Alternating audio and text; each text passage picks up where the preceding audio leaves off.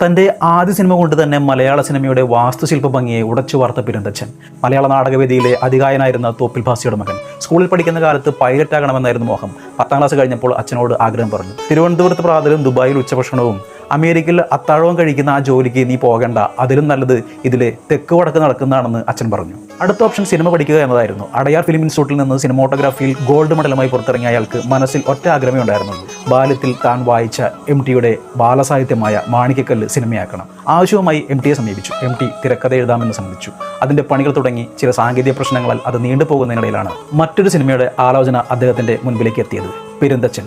90കളിൽ 100 ദിവസം തിയേറ്ററുകളിൽ നിറഞ്ഞാടിയ classic cinema.